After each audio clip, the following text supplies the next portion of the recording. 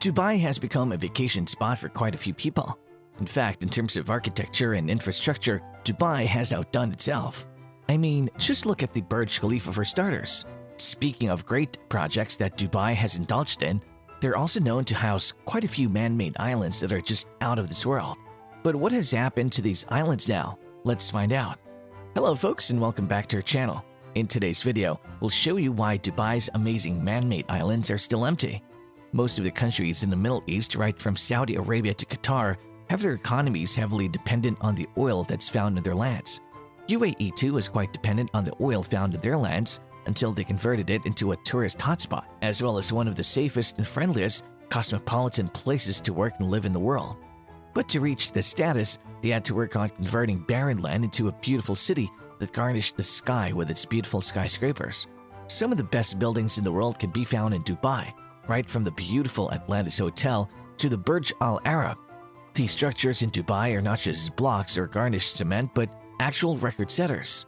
To further add to their roster of beautiful structures, the UAE decided to take one big step ahead and invest in a huge project called the World. Dubai was quite successful with its Palm Islands project, which consisted of three man-made artificial islands, namely Palm Jumeirah, Deira Island, and Palm Jebel Ali. But they wanted to create a man-made island just for tourists, and that's when the idea of the World was born. The World Islands are a group of man-made islands whose developer was Nakheel Properties, a very famous real estate company in the UAE. Apart from this company, Van Oord and Boskalis, two Dutch specialist companies, were also on board this project after the success of their Palm Jumeirah project. The project was worth billions, and quite a few investors were waiting to put their big bucks on this project. The World Islands consist of artificial islands that are in the shape of the world map, hence its name. The project was said to consist of 300 small islands. With it being located on Dubai's coast, people were expecting a lot from this project.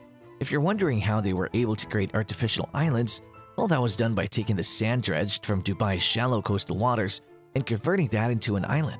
The construction of the project went on for quite some time. Nearly a decade after its project initiation, the islands remained barren with no human being living on them. The big question was, what happened to these islands and why is it still so empty?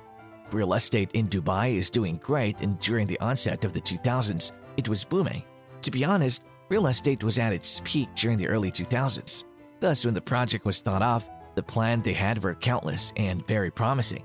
At that point in time, the other man-made islands that Dubai had on its coast had already expanded, all thanks to Nakheel Properties, who modified Dubai's coastline in just a span of 2 decades. With all these huge successful projects, Dubai decided to venture to another huge project in 2003. The project would be called The World and would come with low-density housing as well as high-density complexes. In addition to this, it would include commercializing some parts of the island. In fact, the builders and developers decided to make the project a bigger hit by supplementing it with a bigger project that they called the Universe.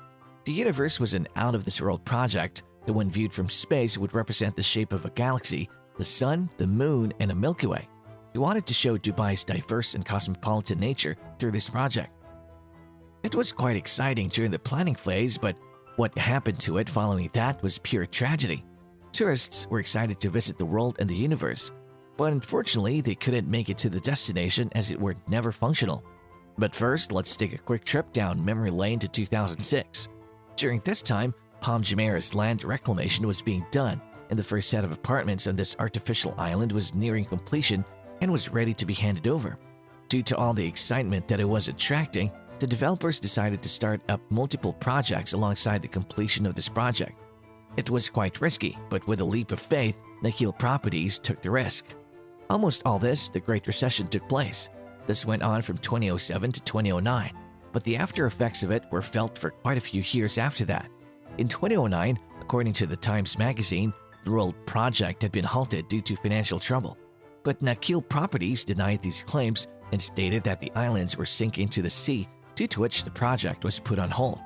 Many did not believe this, as it was pretty evident that there was a global financial crisis that was wreaking havoc left, right, and center. However, an independent company by the name of Penguin Marine came to the rescue when they provided evidence of erosion on the land. In fact, Penguin Marine even contracted the project to help in transportation between the land to the islands. In short, they were trying to get out paying $1.6 million, which they had to pay to Nakheel Properties as an annual fee. Investors came to know about all the havoc and chaos that was going on with this project and lost interest in investing in it. Due to these reasons, prices at which the plots were being sold had dropped by large values. The development of Palm Jebel Ali also came to a quick halt. Nakheel Properties also announced that they would be offering a refund back as the islands were not completed yet. This was the case till 2012. In 2012, there was a show home that was constructed on one of these islands, but other than that, there were no residential or commercial structures built on the island. The other islands of the project were as barren as winter rain. Properties in the UAE were also being sold at a cheap rate. In fact, it was stated that the property prices had dropped by a whopping 58% from their peak that was observed in the fourth quarter of 2008. The world was slowly starting to recover from the after effects of the recession, and this helped Dubai rebound back. From the end of 2012 to 2013, the residential property prices rose by 17.9%, and so did the rents by 14.9%. Nakheel Properties were optimistic about this rebound and decided to perform damage control in their project Palm Dera. They decided to rebrand their project by scaling it down. The reclamation was also stopped and the rest of the project was left as it is. The project is now known as the Dera Islands. This project currently includes Dera Mall, Dera Nightsouk, and Dera Island Towers and Boulevard. It now also has a bridge that connects the mainland to the island. As for the World Project, most of the islands were sold prior to financial crisis. The investors who had put their money into the project later had to face quite a few problems.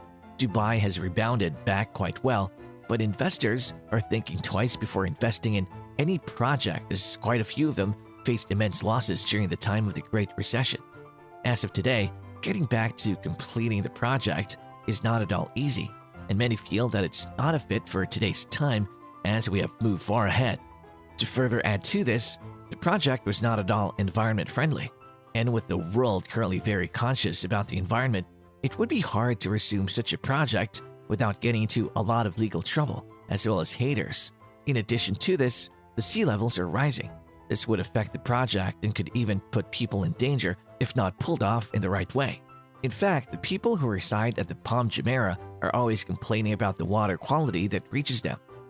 To complete these projects, a lot of migrant workers are brought from abroad. Of late, underpaying these laborers has gotten the attention of the media, and hiring such people to complete such a huge project could backfire. Dubai has kept aside all these projects. It is now focusing on the heart of Europe, which has been under work since 2014.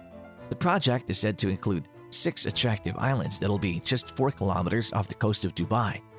As of now, the project seems to be doing just fine, but with the pandemic putting a lot of things on hold, only time will tell if the project ends up failing or successful. Dubai was smart to keep this project small, so it most likely will succeed. What do you guys think?